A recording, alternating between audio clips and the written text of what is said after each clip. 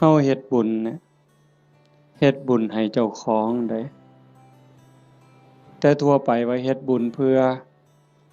อุทิศไปถึงพ่อแม่พี่น้องปู่ย่าตายายนั่นก็คือความหวังดีความปรารถนาดีที่เฮามีต่อกันแต่ว่าโดยความเป็นจริงนั้นเฮาเฮ็ดบุญให้เจ้าของซะก่อนคันมันเป็นไปตามคำสอนพระพุทธเจ้าบุญเกิดขึ้นมีขึ้นตามเหตุผลถ้าเฮ็ดถูกต้องทำถูกต้องตามคำสอนพระพุทธองค์บุญมันเกิดขึ้นมีขึ้นเฮาก็จังสิสามารถอุทิศไปถึงญาติที่ล่วงลับแม้แต่บางเทื่อเฮาอุทิศไปแล้วญาติผู้ล่วงลับก็บ่แน่ใจว่าสิได้นำเฮาหรือบ่ง่ายปานใดเด้เบิ่งดีๆโยม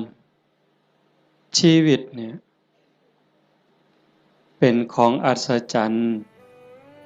ชีวิตเป็นของมีค่าแต่ว่าเวลาของชีวิตมันน้อยเฮาอยู่ในโลกนี่สัวคู่สัวยาม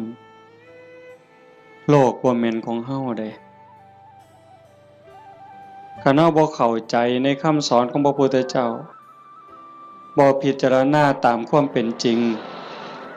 เฮาก็สิพากันหลงละเริงหลงในยศในตำแหน่งในฐานะความเป็นอยู่